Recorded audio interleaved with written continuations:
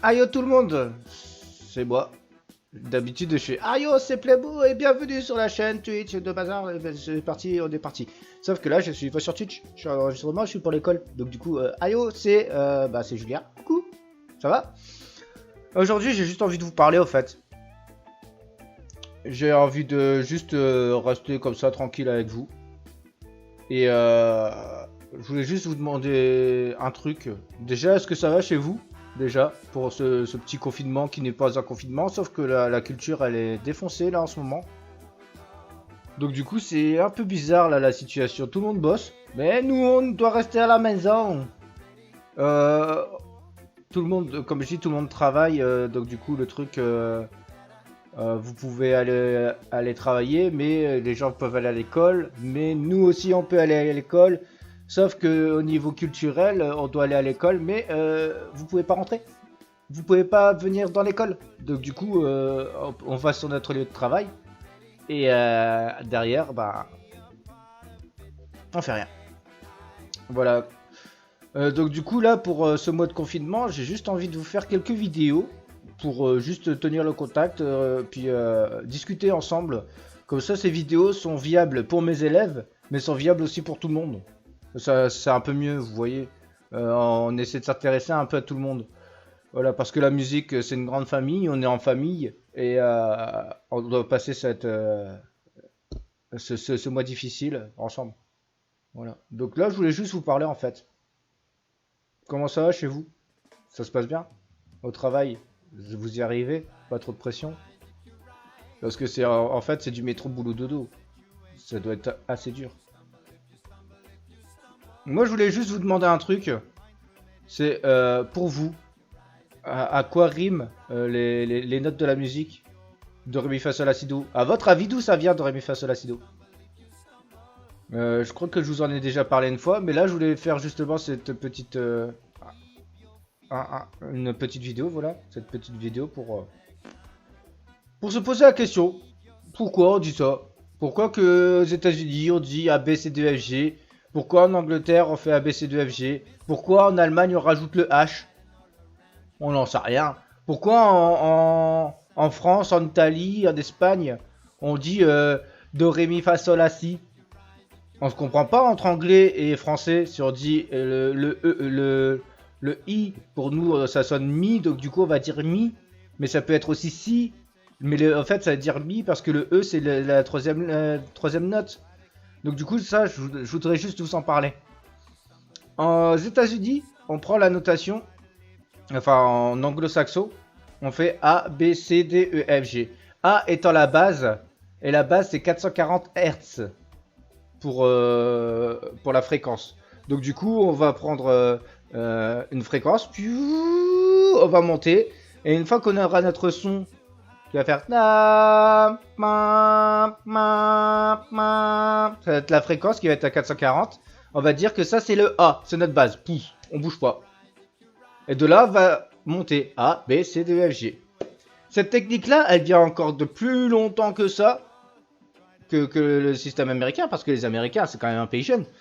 Euh, ça vient du 6e siècle déjà. Au 6e siècle, on vient à l'époque de Clovis et des Romains, enfin, les Romains, les Gaulois et tout ça.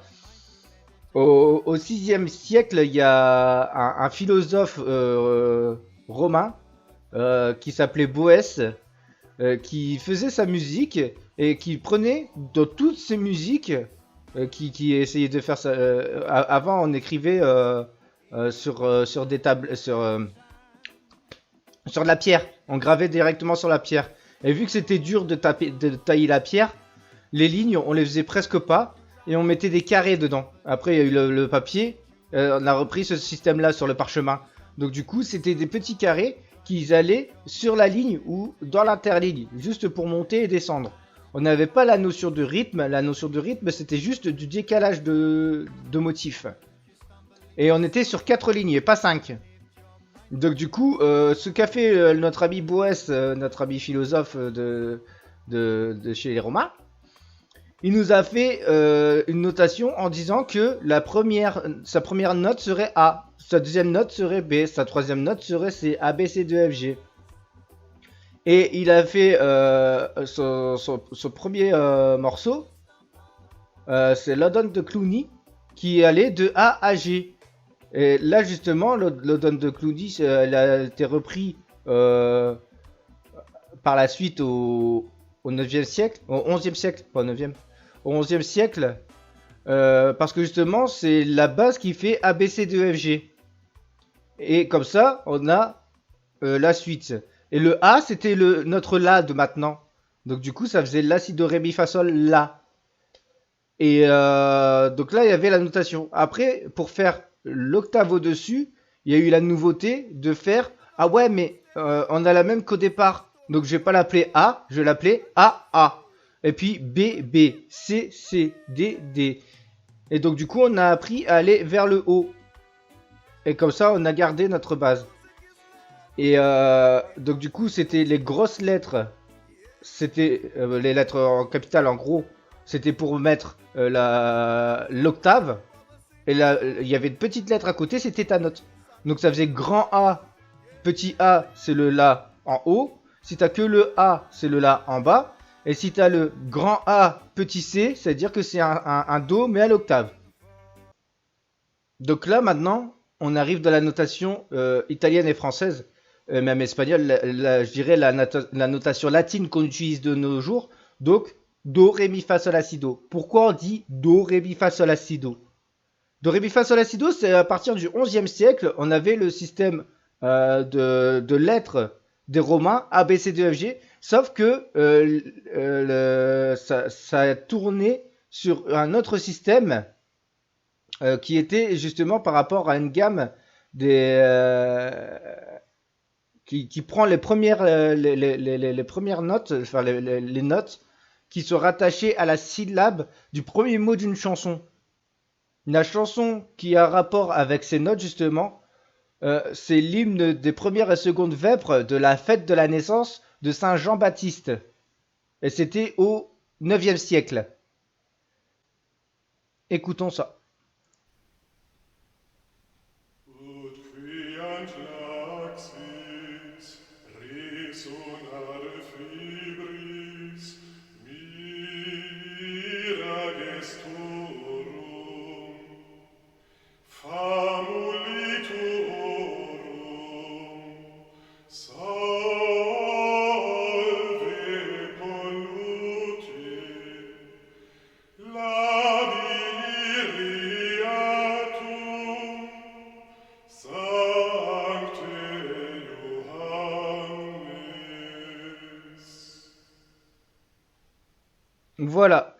Donc vous avez écouté justement l'hymne des vêpres de la fête de la naissance de Saint Jean-Baptiste.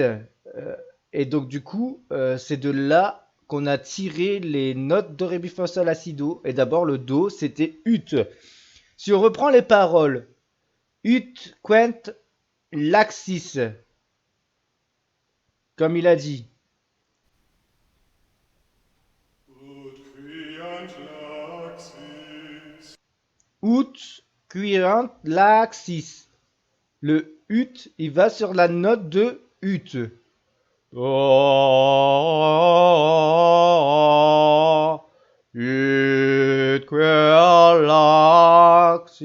Le truc, on s'en fout de la fin, mais c'est. On va sur la suite. resonare fibris Resonare fibris et. On a la différence entre la deuxième, c'est resonare. Je vais vous faire après un petit descriptif de tout ça. Je vais vous l'écrire sur le Facebook en commentaire. Je vais vous mettre la chanson avec justement la, les mots qu'on reprend pour mettre les notes. On va plus loin. mira gestorum Miras gestorum. C'est le mi. Mi. Ut. Je vais mettre ma main comme ça.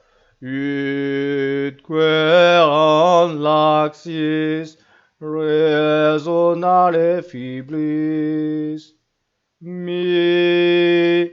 Et à chaque fois, on monte. Do, ré, mi. On a nos notes qu'on utilise maintenant. On continue. On écoute. Famulitorum. Fa. Notre fa. Fa, mouli. Et on a notre fa. Salve polluti. Sol. On a notre sol. Sol, polluti. Mais on a notre sol. Sol. Donc là, pour l'instant, si on prend toutes les premières notes. Ut, ré, mi, fa, sol. La suite. Labiriatum. La. Et là, on a notre la. 440. Merci le chien. Labiretum la. On a notre la. Chut le chien.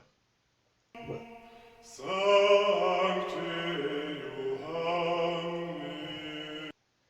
Johannes. Là, c'est Saint Jean. Mais en latin. Sancte Johannes. Sancte Johannes. S-I. C'est la seule note qui n'a pas la syllabe. Et ça fait. On démarre sur la note de Si. Il faudrait que je le réécoute, mais bon. Là, voilà. Ut quean laxis. Resonare fibris. Mi ragesterum. Gestorum. Fa muli tuorum. Sol ve polluti. La bi reatum. Et Sancte Johannes pour Saint Jean-Baptiste. Après, vous allez me dire, oui, mais pourquoi on n'a pas gardé le ut et qu'on est parti sur autre chose? Tout simplement parce que quand on apprend la musique, on fait ce qu'on appelle du solfège, la formation musicale. Le solfège, c'est la lecture de notes. Et pour dire la lecture de notes, c'est ré, sol, si, la, fa, ré, si, sol. Et il y a des moments où on a du mal à parler. A, E, B, C, H, O, et ça, on a du mal à le dire. Donc du coup, pour essayer d'être plus facile d'émission, au lieu de dire ut, ré, mi, fa, sol, la, si, ut, bah, on va faire do, ré, mi, fa, sol, la, si, do. Et pourquoi do? C'est justement au XVIIe siècle qu'on a mis la note do, tout simplement parce que ça vient de do, mi. En 1536 exactement, par Pierre Laretin, qui a donné le nom du do, le do mi, parce que do c'est la base. Et qu'est-ce qui est à la base au XVIIe siècle de la population moyenne du monde? C'est la religion. Et donc du coup, le do est pour Dominus, le Dieu. Donc du coup, le Dieu est notre base. On vit par rapport à Dieu. Et donc du coup, on va chercher notre note. On va vers le Dieu, vers le haut. Donc Ré, Mi, Fa, Sol, La, Si, Dieu. Et là, de Dieu, ça a fait Do, Mi. Et de Do, Mi, on avait déjà notre Mi. On a gardé juste le Do. Donc ça fait Ré, Mi, Fa, Sol, La, Si, vers le Dieu, vers le Do. Ré, Mi, Fa, Sol, La, Si, Do. Et vu qu'on l'a en haut, on le met en bas. Do, Ré, Mi, Fa, Sol, La, Si, Do. Voilà, comme ça, vous avez l'explication de toutes les notes qu'on a chez nous. Par contre, quand on fait de la trompette, je vous ai déjà parlé du contrut. On ne dit pas contre-do, on dit contrut plus communément. Tout simplement parce que, par rapport à cette histoire-là, on ne va pas au-dessus de Dieu. Donc du coup, tout ce qui est au-dessus, ça va être de ut. Tout ce qui est en bas, on peut dire do. Alors que c'est la même note. Là maintenant, on a gardé le système de contrut, biut, triut pour aller sur les. Donc en même temps, du côté des modes occidentaux, du côté de l'Asie, tout ce qui est Moyen-Orient, on a des autres notations qui s'appellent les svaras. Les svaras, c'est juste parce que les deux premières notes, c'était sva et ra, presque. C'est ça et ré, mais bon, ça ressemble. Donc c'est les svaras, qui sont les 7 notes échelonnés dans un octave. Mais c'est pas parfaitement les notes qu'on connaît nous. C'est des sons un peu différents. La section n'est pas la même. Donc les notes c'était sa, ré, ga, ma, pa, da et ni pour le système indien et occidental. En même temps, du côté allemand, on a aussi développé notre façon de prendre la musique. On a gardé cette notation A, B, C, D, E, F, G, sauf que on l'a adapté à notre civilisation. Au niveau anglo-saxon, on a gardé A, B, C, D, F, G. Par contre, en Allemagne, on a rajouté un H. Tout simplement parce que comment c'est le H, c'est le si bémol. Jean-Sébastien Bach était frustré justement de pas pouvoir écrire son nom pour faire sa musique. Il mettait son identité musicale dans sa musique. Il a mis le H et donc du coup il a rajouté une note en plus de la notation pour dire écoutez, cette note là, moi je veux faire mon nom. Et donc du coup il a mis le si bémol, il a baissé d'un ton justement le B. Pourquoi sur le si, j'en sais rien du tout. Et donc du coup il a voulu mettre la note entre la et do, mettre le H. Entre A et C il y a H. Je sais pas pourquoi. Là, je n'ai pas trouvé. Donc du coup, si vous écoutez du Jean-Sébastien Bach, vous allez toujours trouver sa signature dans ce morceau. Donc il y aura B, A, C, H. Si, La, Do, Si bémol. Pa, pa, pa, pa. Pa, pa, pa, pa. Pa, pa, pa, pa. Et ça, c'est la signature de Jean-Sébastien Bach. Donc là, on a vu pourquoi on avait les notes. Mais après, je sais pas si vous voyez sur le piano, on a des touches noires, des dièses, des bémols. On a des notes entre les notes. Donc ça, c'est venu juste après la théorie médiévale. C'est venu après la théorie médiévale parce que quand on était dans cette période-là, les gens voulaient s'élever vers quelque chose de divin. La musique, c'était un droit divin. Et donc, du coup, on voulait que tout soit juste, tout soit beau, tout soit mélodieux, merveilleux. Donc, on mettait pas de sentiments, mais on mettait de la justesse. On mettait quelque chose de bien droit. Donc, on mettait tout le temps la note ou avec son octave. Ou bien, on mettait la note avec ce qu'il y a au milieu, la cinquième note, la quinte. On faisait toute la musique bâtie là-dessus. Et après, il y a deux, trois personnes qui se sont dit, ouais, bah écoutez, pourquoi on doit chanter exactement les notes qu'on nous a dit, pourquoi on les baisserait pas? Pourquoi on baisserait pas d'un ton? Bah tiens, cette expression qui est restée là dans notre langage. Oh, calme-toi, baisse d'un ton. Baisser d'un ton, on va mettre un bémol. Parce qu'au début, le moll, ça veut dire mou en allemand. C'est le B, notre si, qui va être mou. Il va être moins haut, le bémol. Donc du coup, c'est pour ça que le si c'est le premier bémol d'ailleurs. Le premier bémol c'est le si parce que le bémol, le si est mou. Donc le si, il descend. Voilà. De l'autre côté, on a l'aspect, qu'est-ce qui est différent de molle, qu'est-ce qui est différent de mou, c'est dur. Donc du coup, pour l'abaisser, on va faire un B molle, on devient tout mou. Et pour rehausser, on va faire un B dur. Ah, ça sonne pas ça. Tiens, si je l'appelais bécard, un B carré. On va le mettre en carré. Voilà. Donc le B carré, le carré c'est dur. On garde cette note-là, elle est fixe, elle est fière, elle est ancrée, c'est notre pierre. Donc le bécard, c'est la note dure. Le B molle, il descend. Et le dièse, bah, il fallait trouver un autre truc pour le remonter. Voilà, j'espère que ces explications vous ont plu.